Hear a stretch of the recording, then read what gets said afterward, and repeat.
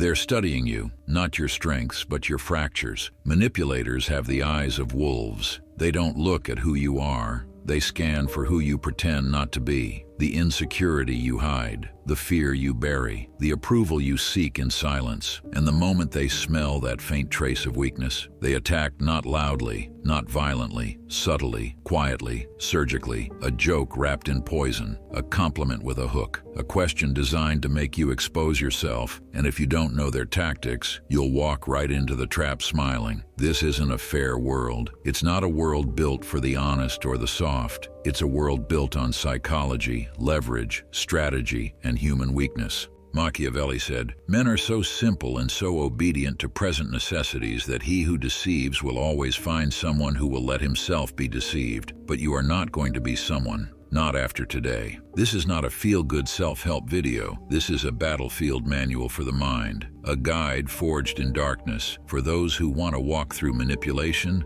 gaslighting, and psychological traps with cold clarity. By the end of this, you're not just protected, you're dangerous. Let's begin. 1. The shadow reading technique. See people's intent before they act. Manipulation doesn't start with words. It starts with patterns, a look, a delay, a shift in tone, a question asked just a little too casually. Most people only react once they're already caught in the web. Machiavelli-level thinkers, they see the move before it's played. They treat human behavior like a battlefield, quiet, subtle, but predictable once you know what to look for. Call this the shadow reading technique. Reading intent, not behavior. Here's how it works. When someone compliments you too early, they want access. When someone asks personal questions quickly, they want ammunition. When someone acts offended by your boundaries, they want control. When someone suddenly mirrors your values, they want leverage. Manipulators expose themselves in the shadows, never the spotlight. They slip, they overreach, they act slightly out of sync with normal human rhythm. There's a scene in The Godfather where Michael sits in the restaurant pretending to listen, but he isn't listening, he's studying, calculating, reading micro-expressions, the tension in voices, the intent behind silence. While everyone else hears conversation, he reads strategy. That's the level of perception you adopt, not paranoid, just precise, cold awareness, the kind that keeps you 3 steps ahead while everyone else is still trying to interpret what just happened. When you can predict someone's motive before they even speak, manipulation doesn't shake you. You stop playing defense, you start hunting. 2. The emotional guillotine. Cut off their favorite weapon. Manipulators don't fear intelligence, they fear emotional control. Because emotional people are predictable, and predictable people are easy to steer. Logical, collected, unreadable people, they're dangerous. This tactic is brutally simple. Never let someone see your emotional state unless you decide to reveal it. When they try to provoke you, guilt trip you, pressure you, tease you, embarrass you, push your buttons, you respond with stillness. Not fake calm, not forced composure. I'm talking about real calm, the kind that unsettles the room because they can't access you. The next time someone says something designed to trigger you, do this. Just look at them. Slow, controlled, unimpressed. That silence, that's a guillotine. It slices through their manipulation instantly. Because manipulators don't need your anger. Anger can be powerful. They need your reaction, your emotional leakage, your loss of ground. The moment you stop feeding them emotions, you cut off their power supply. You become untouchable, and nothing terrifies a manipulator more than someone they can't read and can't move. 3. The chessboard delay. Control the tempo of the interaction.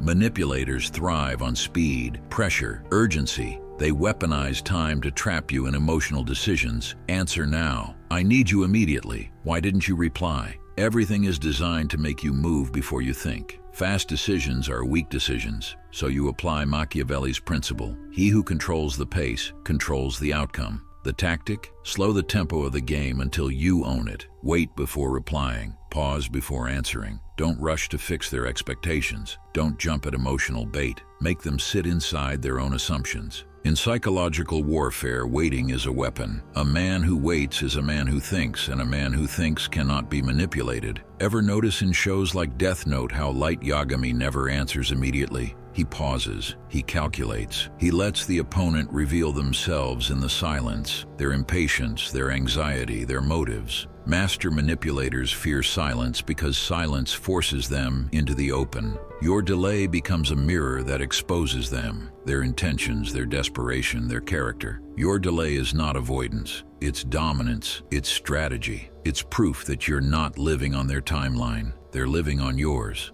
4. The fog of war persona become impossible to predict.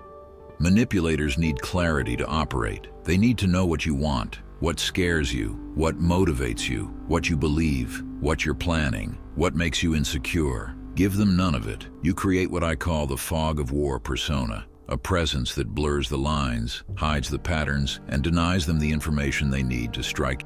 You're friendly but private, polite but unreadable, present but unpredictable. A calm presence wrapped in quiet mystery. You reveal things on your timeline, not theirs. Your goals, I'm still deciding. Your feelings, I need time to process. Your next move, we'll see. This is not weakness, this is psychological armor. Dense, deliberate, intentional. Mystery is magnetic. Ambiguity is power. Uncertainty is a shield most people never learn how to use. Look at characters like Itachi Uchiha. Calm, unreadable, impossible to calculate. A man whose silence speaks louder than any threat. That persona makes your enemies hesitate because you're not a map they can study. You're a maze they can get lost in, a shifting landscape they can't navigate, and people don't attack what they can't predict. 5. The redirection strike. Use their pressure against them. Manipulators push, they corner, they tighten the walls around you because pressure is their favorite battlefield. They don't want your logic, they want your reaction. So you do the opposite of what they expect. You absorb the pressure, then you redirect it, like psychological Aikido, using their momentum to flip the entire dynamic. Here's how it works. Someone tries to guilt trip you. After everything I've done for you, most people defend themselves, not you. You redirect, I didn't ask for anything from you. Someone tries to provoke you, so you're too scared to answer. You redirect, why does my answer matter so much to you? Someone tries to dominate the conversation. Here's what you should do. You redirect. Interesting. Why do you feel the need to decide that for me? That shift puts them on the defensive instantly. Their weapon becomes their weakness. Because manipulators hate being questioned, it forces them to expose their motives. They crumble when you ask the questions, because the moment you stop playing their game, you start controlling it. 6. The quiet exit threat, the power they fear most. There is one fear manipulators have above all, that you might walk away and never return, not loudly, not dramatically, just silently, like a door closing by itself. Because silence is closure they can't control, it's power they can't influence, it's the one consequence they can't bargain with. The quiet exit threat is not something you announce, it's something people sense. It's the calmness in your eyes when someone crosses your line, it's the no with no explanation. It's the way you stop chasing, fixing, justifying, or rescuing. The one who is not dependent on others is master of everything. When someone realizes you can leave and that you're serious, their manipulation collapses instantly. Attachment is their weapon. Independence is yours. This tactic doesn't just protect you, it restructures your entire social world. People respect what they believe they can lose, and nothing is more terrifying to a manipulator than losing control over someone who was once predictable. 7. The ghost mind. Pretend not to see until it's too late for them. This is the highest level, the elite tier, the one tactic that separates the observers from the hunters. Sometimes the deadliest move is simple. Act like you don't notice the manipulator. Let them think you're naive. Let them think you're harmless. Let them think you're easy. You're not. You're collecting information, tracking patterns, watching how they operate when they believe you're blind. In every war movie, the most devastating strike is the one the enemy never sees coming. The ghost mind works for the same reason manipulators always slip. Their arrogance makes them predictable. When you give them nothing, they get confident. When you don't react, they get sloppy. When you stay quiet, they walk straight into their own trap. You let them build it. You let them tighten it. You let them celebrate the illusion of control. Then you dismantle their game calmly, quietly, and surgically, with facts, timing, and precision. No emotion, no theatrics, just truth. And when they finally realize you knew everything from the beginning, they never try you again. Fear replaces arrogance. Respect replaces manipulation. The person who can't be manipulated.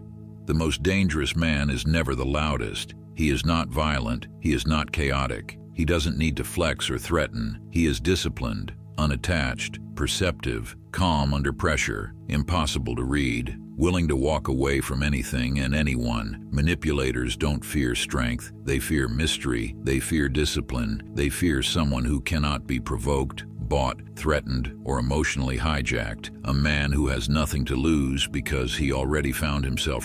Remember this line. The wolf is not the strongest animal. It's simply the one you can't buy, tame, or deceive. Become that. Become the presence people study, not the puppet people control, and the world stops playing games with you.